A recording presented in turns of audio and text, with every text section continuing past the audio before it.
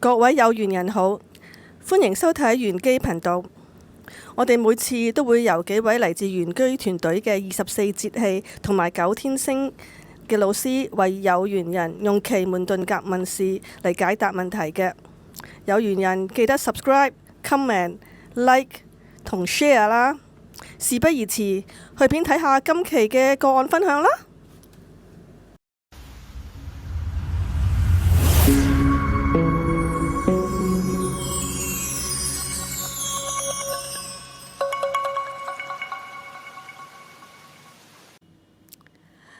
我係白露老師。呢位朋友呢就有一個問題，佢嘅問題就係話佢以前有一個預知夢，一直就見到有地震廢墟，而自己呢就喺地底度逃命。呢幾日呢就覺得唔係好舒服，覺得不安，成日覺得就嚟有大事發生，就自己卜咗支卦，問香港呢一排會唔會有地震。個卦呢就出咗叫澤天決卦。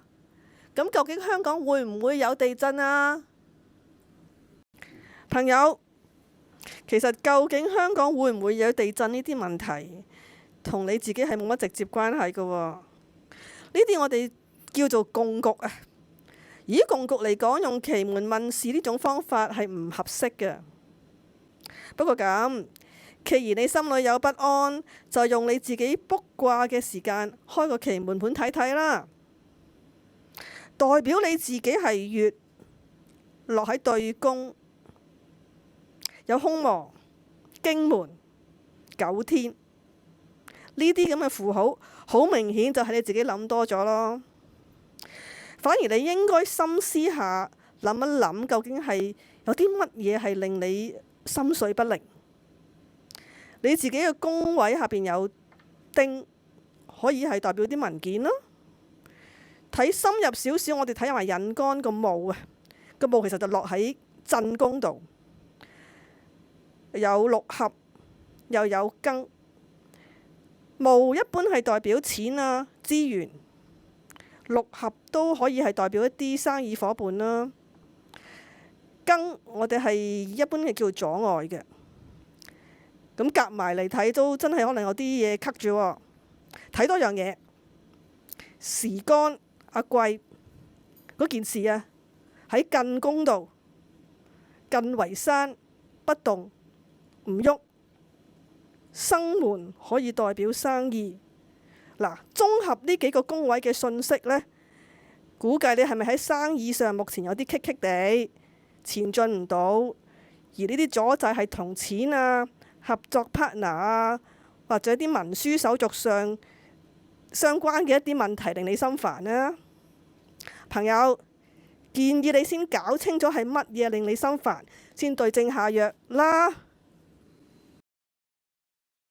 大家好，又係我大雪老師啊！今次呢位網友想問，新嘅感情呢會係幾時出現？呢段新嘅感情呢係咪會發展得更加長久呢？咁啊，又開個奇門盤去睇下個情況係點樣呢？我哋又係要揾睇感情嘅天干、月根出嚟，問問下咩狀況先喎？就係月同埋根啦。作為女士嘅月天干坐喺離宮，基本上網友本身都幾高質下喎，樣貌又唔差，讀書又教育又夠高，咁啊唯獨是呢個宮位入邊呢，我哋見到有個入地為日期入地，咁啊有陣時都比較任性少少咧，呢位女士，而導致自己而家陷入一個少少嘅迷茫當中。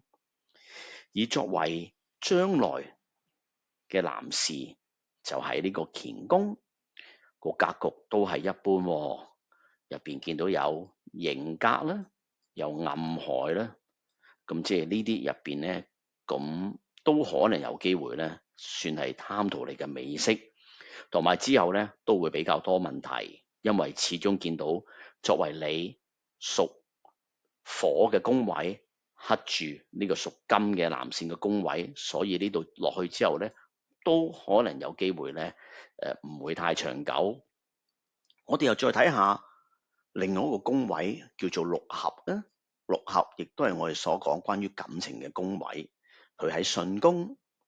雖然呢一個巽宮屬木嘅生火，你個女士個宮位，但係呢個位置又係被男士嘅金所克為金克木，而呢段感情呢，睇落去呢，有機會呢喺今個月5月至到6月呢段時間出現，所以自己可以小心啲去考慮下啦。而入邊嘅宮位入邊，我哋都可以睇到有個特別啲嘅格局，叫做日月並行。咁反正呢位女士都想結識下啲新嘅男士，咁亦都可以趁住用呢個時間之後呢，去睇下呢位男士係唔係值得係託付終身。咁祝呢位女網友嚟緊生活愉快，感情得意。如果大家需要更進一步嘅奇門運籌去解決難題，可以直接聯絡玄機客服，了解收費服務詳情。各位有緣人記得留言、讚好、分享同訂閱啦，仲要撳埋個鐘仔喎。我哋下條片見。